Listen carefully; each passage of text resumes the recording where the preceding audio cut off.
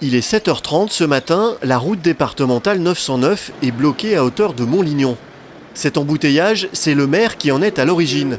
Il manifeste son ras-le-bol du trafic incessant dans sa commune et l'urgence d'une déviation. Nous avons décidé de manifester sur le rond-point de Bury à l'entrée de Montlignon pour essayer de faire comprendre au Conseil général que les travaux de la déviation de la départementale 909 doivent être activés. Il est particulièrement accidentogène parce qu'il traverse une ville sur 4 km. Il n'y a qu'une voie, que les poids lourds qui n'ont pas le droit de l'emprunter l'empruntent quand même lorsque les forces de police ne sont pas là. Il y a un manque de sécurité énorme puisque 3 écoles à l'entrée, une avec le collège et le lycée de Bury et 2 au centre de Montlignon, les écoles maternelles et primaires, font qu'il y a plus de 900 enfants qui traversent tous les jours. Un constat que partagent les habitants. Dans ce village, cette route départementale est responsable d'environ 9000 passages de véhicules par jour. Une situation qui exaspère les riverains. Il y a beaucoup de voitures et elle est très dangereux, et ce qui fait que nous ne pouvons pas sortir à n'importe quelle heure dans cette rue où il y a d'énormes camions comme vous voyez passer en ce moment. Le bruit, les vibrations, c'est intenable dans la rue de Paris. Intenable. Je suis vraiment très inquiète pour les enfants qui se rendent à l'école. J'ai été témoin de plusieurs accidents et c'est vrai que c'est douloureux pour les parents.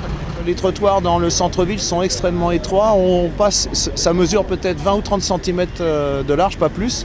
Avec les voitures qui sont stationnées et les voitures qui passent, c'est très compliqué d'aller d'un endroit à l'autre de la ville en fait, à pied. Ce matin, les automobilistes doivent prendre leur mal en patience.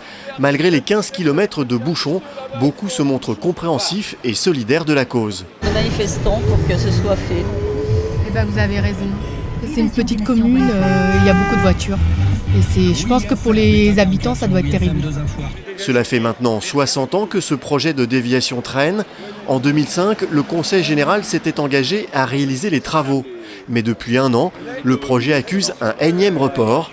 Jean-Pierre Angelbert, maire de Saint-Prix, est venu en voisin pour manifester son soutien et justifier l'inactivité du Conseil général. Le Conseil général a déjà acquis des terrains, a déjà fait une partie des travaux sur la partie de Bonne, a déjà réalisé un rond-point important dans l'infrastructure qui est prévue. Donc le Conseil général, bien évidemment, veut continuer à le faire, mais il manque d'argent. Et il manque d'argent pourquoi ?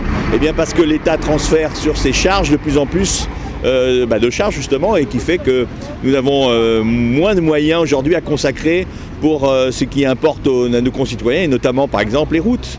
Alors il faut expliquer aux citoyens les décisions, enfin les conséquences des décisions prises par l'État. En attendant un déblocage de la situation, le maire envisage de renouveler ce genre d'action. Pour l'heure, la pétition a recueilli plus de 700 signatures. Voilà. Merci beaucoup. Bonne journée.